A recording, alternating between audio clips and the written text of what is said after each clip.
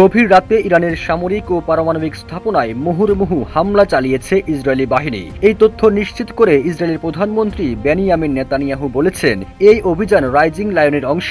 তিনি বলেন, ইরান ইসরায়েলের অস্তিত্বের হুমকি হয়ে দাঁড়িয়েছে। এর জবাবে ইসরায়েলেও পাল্টা হামলা শুরু করেছে ইরান। বিবিসির এক প্রতিবেদনে বলা হয়েছে, ইরান ইসরায়েলের দিকে কমপক্ষে ১০০টি ড্রোন ছুড়েছে। এই তথ্য নিশ্চিত করেছে ইসরায়েলের প্রতিরক্ষা বাহিনী। ইরানের রাষ্ট্রীয় মিডিয়ার খবরে বলা হয়েছে, তেহরানের আবাসিক এলাকাতেও হামলা চালিয়েছে ইসরায়েল। এতে অনেক মানুষ নিহত হয়েছে। ইরানের স্থানীয় সময় ভোর ৪টার দিকে তেহরানে একাধিক বিস্ফোরণের শব্দ শোনা যায়।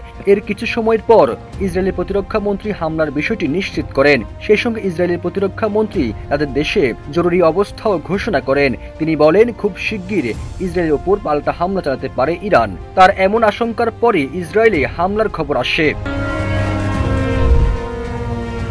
এখন যে কোনো ব্র্যান্ডের পুরাতন এসি বদলে নতুন ওয়ালটন এসিতে উপভোগ করুন 25% ছাড়।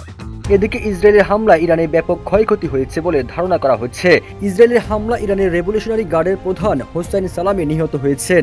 সেই সঙ্গে নিহত হয়েছে দেশটির সেনাবাহিনীর প্রধান মুহাম্মদ বাঘিরি। খতম আল আনবিয়া সেন্টার হেডকোয়ার্টারের কমান্ডার গোলাম আলী রশিদও নিহত হয়েছেন। এছাড়া ইসরায়েলের অতর্কিত হামলায় ইরানের ৪ জন পরমাণু বিজ্ঞানী নিহত হয়েছেন। তাদের একজন হলেন ফেরেদুল আব্বাসি। আব্বাসি ইরানের পারমাণবিক শক্তি সংস্থার সাবেক প্রধান। ইরানের পারমাণবিক স্থাপনার দায়িত্বে আছে AOI। ইসরায়েলের হামলায় নিহত অপর বিজ্ঞানীর নাম মোহাম্মদ মেহেদি তেহরানসি। তিনি তেহরানের ইসলামিক আজাদ বিশ্ববিদ্যালয়ের সভাপতি। বাকি 2 জন বিজ্ঞানীর নাম এখন পর্যন্ত জানায়নি দেশটি। ইরান ইন্টারন্যাশনাল লাইভের প্রতিবেদনে বলা হয়েছে, ইসরায়েলের হামলায় ইরানের সর্বোচ্চ নেতা আয়াতুল্লাহ আলী খামেনির শীর্ষ উপদেষ্টা শামখানি নিহত হয়েছেন। সবুজ আলম, ইত্তেফাক।